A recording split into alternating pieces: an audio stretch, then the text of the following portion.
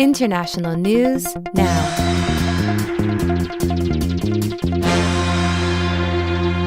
Start with a clip of the speech made by former President George W. Bush, which got a lot of attention this week. A speech he gave in New York City.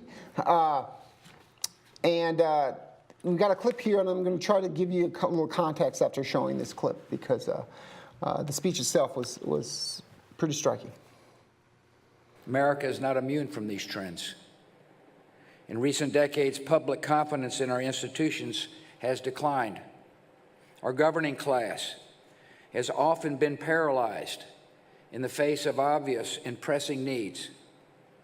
The American dream of upward mobility seems out of reach for some who feel left behind in a changing economy. Discontent deepened and sharpened partisan conflicts. Bigotry seems emboldened. Our politics seems more vulnerable to conspiracy theories and outright fabrication. There are some signs that the intensity of support for democracy itself has waned, especially among the young, who never experienced the galvanizing moral clarity of the Cold War, or never focused on the ruin of entire nations by socialist central planning. Some have called this democratic deconsolidation. Really, it seems to be a combination of weariness, frayed tempers, and forgetfulness. We've seen our discourse degraded by casual cruelty. At times, it can seem like the forces pulling us apart are stronger than the forces binding us together. Argument turns too easily into animosity. Disagreement escalates into dehumanization. Too often, we judge other groups by their worst examples, while judging ourselves by our best intentions, forgetting the image of God we should see in each other. We've seen nationalism distorted into nativism. We've forgotten the dynamism that immigration has always brought to America. We see a fading confidence in the value of free markets and international trade, forgetting that conflict, instability, and poverty follow in the wake of protectionism. We've seen the return of isolationist sentiments, forgetting that American security is directly threatened by the chaos and despair of distant places, where threats such as terrorism, infectious disease, criminal gangs, and drug trafficking tend to emerge. In all these ways, we need to recall and recover our own identity. Americans have great advantage. To renew our country, we only need to remember our values. Before we get into the politics of this, let's talk a bit about what former President Bush said. You have just a clip, so let me give you some background, fill in some of the blanks. Bush's speech starts with a historical treatment of bipartisan U.S. foreign policy centered on democracy, free trade, international alliances, and American leadership that argues that current trends run against these hallmarks of U.S. foreign policy.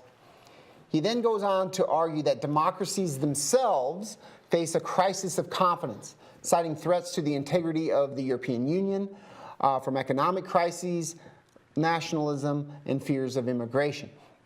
Note the Brexit vote and rising far-right parties in some of these countries. After he gets to the heart of his message, which is included in your clip. He says that the United States is not immune to these problems and highlights challenges to what he sees as American exceptionalism, including a casual cruelty, nativism, protectionism, and isolationism. Notice how all of these problems are policy choices, albeit ones driven by deeper forces that have made those who have lost out to globalization in particular attracted to a withdrawal by the United States from some of its traditional commitments. Now, there were actually two other speeches that gained a lot of attention as well this week, one by former President Obama and the other by John McCain, that were similarly critical of President Bush. Can I just jump in here on something, and I want to reinforce how significant that speech was, but also the content of it and how different it is from President Trump. Remember, these are the last two standard bearers for the Republican Party. And McCain and... well, I mean, in terms of president, yeah, right? Okay. So President Bush and then now President Trump. They are talking in completely opposite terms. They are members of the same party in name only, completely different values. Now, what does this reflect more broadly? There is a real political civil war within the Republican Party. These are opposite, right? Parties are about having a shared set of common interests that bind together domestic politicians and people that support those politicians. These are the complete opposite views. And there will be, at some point, this conflict is going to have to get resolved. But in truth, we're really looking at, there's three broad political movements in the United States. And one of the things in the context of the Democratic Party, and we saw some of the split between the Clinton and the Sanders faction during the last presidential campaign, the Democratic Party will continue to cohere as long as there is this larger split within the Republican, because there's a common enemy within the Republican Party. But I think increasingly, and I was talking about this with students yesterday during office hours, I think it's very hard to think about us as in a two-party system. These are complete opposite views about America's role in the world by the last two Republican presidents. What's striking is how, and you don't see any clips here, but how similar the message from President Obama was to President Bush. Yeah. Right. I mean, there's a lot more in common there than between two Republicans, Bush and Trump. Let's take a step back and ask the question: what is unique about these criticisms? And I'm sincere about this. I mean, there were some very unique elements. President Bush has remained silent for years during the Obama presidency, but this is a different kind of president. President Trump is, and he has received a lot of criticism since taking office, and unleashed even a lot more. So what has made this so newsworthy? Arguably, another convention has been broken. Former presidents don't typically criticize sitting presidents. And to get a sense of how unusual this is, let's hear one more clip from presidential historian Michael Beschloss, who can give a historical take on this. So go ahead and run that clip. I think better than anybody. She goes, "Oh my God, the ex-presidents, they broke the code." They did break the code. They broke the code. You know, I think we have to pause for a moment and say how historic this was this week. You've got 5 living ex-presidents. 2 of them said were pretty rough on the current incumbent. You never see that. You know, look at the last 70 years. Jimmy Carter in the early 1980s was privately grieved over the fact that Ronald Reagan was trying to overturn a lot of what he had done in office, said almost nothing in public. That's the way it is usually done. The code has been broken, so you have to assume that this was almost this week like an intervention by people who felt that there was nothing else that would change it. That's an interesting way of putting an intervention, and it seems, look, I don't think either one of them, and look, John McCain spoke before we knew this incident. I don't know what else. I don't have a good way of describing it because it's so stomach churning that we politicize this. But both Bush and Obama used the word cruel. I think President Bush used casual cruelty. I think President Obama just used cruelty, but that's what this whole thing has felt like. And when in recent history could you have imagined an ex-president even having the grounds to talk? I mean, I know that Sarah Huckabee Sanders today said that I'm taking them at their word. Not about Donald Trump, but let's be real. This was about Donald Trump. Well, it's about the environment that he's created. Yes, the environment that he's created and the people whom he is, in some cases, in league with. And when would you have seen in the last 70 or 80 years ex-presidents having the grounds to even remotely think that they should say something like that? All right, but does it matter? I say this because President Trump's entire campaign was running against both Bush and Obama, right? He ran against Bush in the primaries and Bushism, and he ran against Obama and Obamaism in the general.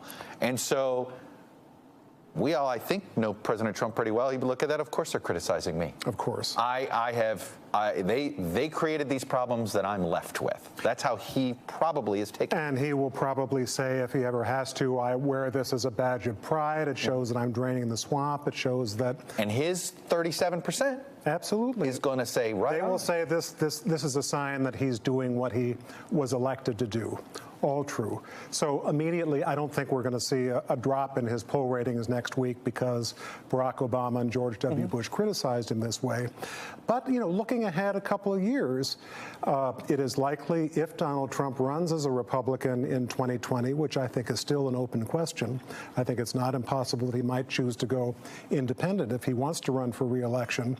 This begins to lay the predicate for a John Kasich or someone else like that to run against Donald Trump. You're assuming Trumpism loses the Civil War in the Republican Party, though.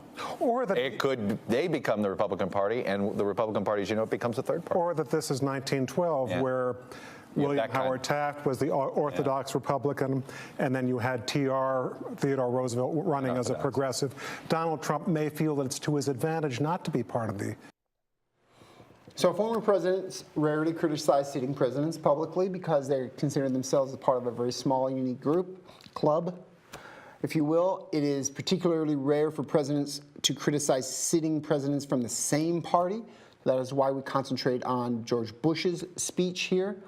The closest historical analogy mentioned by Beschloss was Theodore Roosevelt, who criticized his successor, William Howard Taft, and eventually ran a third-party campaign for president against him in 1912, which split the Republican vote and led to a Democratic victory of Woodrow Wilson. So what difference does all of this make? As the commentator pointed out, it's hard to say. On the one hand, it's unlikely to have an immediate effect because Trump ran against both Bush and Obama and faced public criticism from a Republican establishment throughout his campaign. It's hard to imagine that his core support will turn on him now. On the other hand, what I would say is two things. One is, of course, there's always this prospect of a primary challenge from the Republican Party as somebody like John Kasich running. There's lots of talk about that. But also, the Twitter fight with Bob Corker is, I think, instructive here. He can't get anything done. And I think that at some point, that can't get anything done legislatively. Legislatively, right. He can't get anything through a unified government. I mean, it is. I mean, sure, the margin's very narrow for the Republican Party in the Senate, but it's surprising that unified government hasn't produced any legislative victories now, and then that has pushed him to do the executive order route. But that could be the longer term consequence here. Let me say one more thing about this norm against former presidents speaking out against the current president. And why is this so important, and why is everybody talking about this? And I think it's kind of been lost in the public conversation. This is at its heart. This is about the norms associated with the peaceful transition of power in the United States, right? Former presidents have a base of, particularly from different parties, have a base of political support. We have term limits for a reason. Presidents serve 2 terms in office, and then they're supposed to go off to the sunset. And the norm here is that they don't mobilize their base of political support to challenge the authority of the sitting president.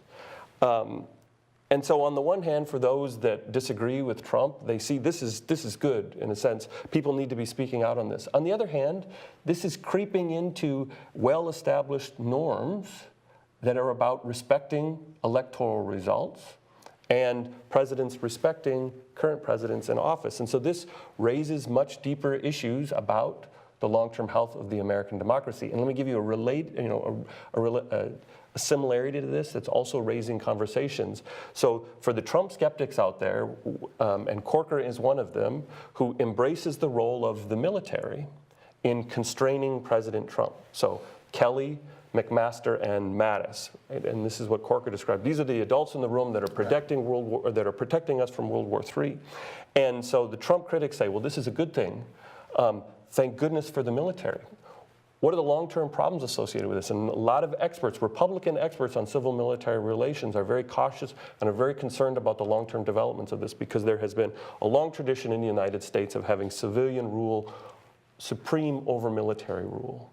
And what this is doing, this unique set of circumstances, might be empowering the military politically and potentially in the long run threatening these norms about civilian control within the military. And it's not, and let me be clear about this, this is not saying that Mattis, Kelly, and McMaster are trying to take over the president's power. It's anything but that. The question is, what are the long-term consequences of this in terms of relations between the executive branch and having a member of the executive branch that didn't serve in the military, and for civilian control over the military. And let me just say and reinforce here, these concerns are being raised about Republicans who are experts on civil-military relations, saying, thank goodness we've got Kelly and Matt, and this is their argument, thank goodness we've got Mattis and Kelly and McMaster, but this could be a big problem 20 years from now. And again, right, the larger conversation here is, what are the underlying changes in America's democracy that are occurring? And I want to push back on one more thing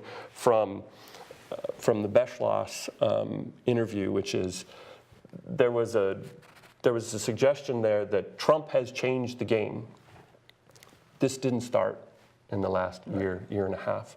There is a deeper structural shift in American politics, increasing polarization. Yes, Trump has benefited from that politically, but he didn't start this. Effect rather than cause. Yeah, right. This has been going on for, I think the transition point is probably the war in Iraq and the financial crisis. And I don't know where we're going to end out, and there's this deeper conflict within the Republican Party that has to get resolved. But I think it's a mistake to say that Trump is the source of all this. This is the result of deeper underlying shifts in the American democracy. And let me say one point, and then we'll get to the quiz. Part of my skepticism is you got to look at who is speaking out against on Trump here. You've got someone who's not running for re-election, Bob Corker. You have John McCain not running for re-election due to health concerns. You have former presidents. Until you have people who have an electoral future speaking out in the Republican Party on this issue, I think that's when real change might occur. The game might be changed a little bit, but I don't see it. You had in the same week McConnell showing a unity, right? And so. And the one that did speak, Jeff Flake in Arizona, is in real. He's in some trouble. He's in real danger for primary challenge. And this is where we'll get back to this. Steve Bannon here, and this veiled threat of primary challenges across the board in the Senate is a story. And so, this again, that's the political civil war we're talking about.